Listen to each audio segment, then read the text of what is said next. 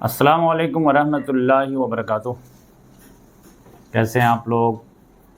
آج انشاءاللہ ہم لوگ ایک ایسی تاریخ جانیں گے جس میں جنگ بھی ہے، ایمان بھی، اور ایک عظیم لیڈر کی کامیابی بھی۔ یہ کہانی ہے صلاح الدین ایوبی رحمۃ اللہ علیہ کی۔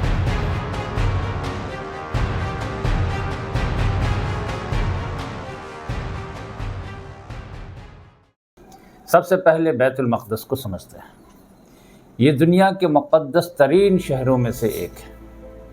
تقریباً 1000 قبل مسیح میں حضرت داؤد علیہ السلام نے اسے فتح کیا تھا، اور بعد میں حضرت سلیمان علیہ السلام نے یہاں عبادت گاہ تعمیر کیا۔ 637 عیسوی میں حضرت عمر فاروق رضی اللہ تعالیٰ عنہ کے دور میں یہ شہر مسلمانوں کے قبضے میں آیا، اور یہ فتح مکمل امن کے ساتھ ہوئی تھی۔ لیکن کچھ صدیوں بعد حالات بدل گئے۔ بیت المقدس کو واپس لینے کے لیے صلیبی جنگیں شروع ہو گئی۔ 1095 میں پوپ اربن دوم نے اعلان کیا، یہ خدا کا حکم ہے، نکلو اور پاک سرزمین کو بچاؤ، اور یورپ سے فوجیں روانہ ہوئی۔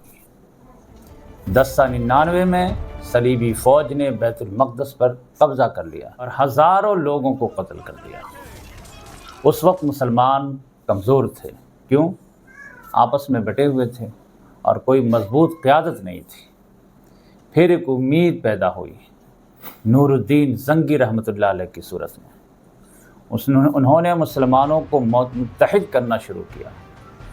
اسی دور میں صلاح الدین ایوبی رحمۃ اللہ علیہ کا خاندان بھی ان کے ساتھ تھا۔ ان کے والد نجم الدین ایوب ایک قابل حکمراں تھے، اور ان کے چچا اسد الدین شیر کوہ ایک بہادر جرنیل تھے۔ جب مصر کی طرف توجہ دی گئی تو شیر کوہ کو وہاں بھیجا گیا، اور نوجوان صلاح الدین بھی ان کے ساتھ گئے۔ یہیں سے ان کا اصل سفر شروع ہوتا ہے۔ 1169 میں 1169 میں شیر کوہ کا انتقال ہو گیا، اور صلاح الدین ایوبی کو مصر کا وزیر بنایا گیا۔ انہوں نے آہستہ آہستہ طاقت حاصل کی، مصر اور شام کو متحد کیا اور ایک مضبوط حکومت قائم کی۔ پھر آیا فیصلہ کن وقت، یعنی 1187 عیسوی میں جنگ حطین ہوئی۔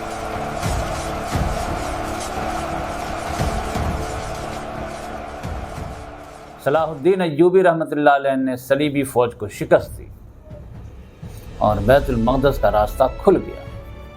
اسی سال تقریباً 88 سال کے بعد بیت المقدس دوبارہ مسلمانوں کے قبضے میں آ گیا۔ لیکن یہاں ایک بڑی بات ہوئی، انہوں نے کسی سے بدلہ نہیں لیا۔ خوف نہ کھاؤ، تم سب محفوظ ہو، ہماری عدالت میں امان اور انصاف ہوگا، جاؤ، تمہیں معاف کیا گیا۔ معاف کر دیا۔ فتح مکہ کا منظر سمجھے، یہ ان کے عظیم کردار کی نشانی تھی۔ اس کے بعد تیسری صلیبی جنگ ہوئی، جس میں رچرڈ شیردل جیسے بڑے بادشاہ آئے، لیکن وہ بیت المقدس واپس نہ لے سکے۔ وقت گزرتا گیا اور دشمن کمزور ہوتے گئے۔ 1193 میں صلاح الدین ایوبی رحمۃ اللہ علیہ اس دنیا سے رخصت ہو گئے۔ لیکن حیران کن بات یہ تھی کہ ان کے پاس ذاتی طور پر کچھ بھی نہیں تھا، نہ سونا نہ چاندی، صرف ایک عظیم کردار اور ایک روشن تاریخ۔ یہی ان کا اصل کامیابی تھی۔ یہ تاریخ ہمیں سکھاتی ہے کہ اتحاد میں طاقت ہے، اچھا کردار سب سے بڑی جیت ہے۔ صلاح الدین ایوبی آج بھی ایک مثال ہے۔ اللہ تعالیٰ ان کی قبر کو نور سے بھر دے، آمین۔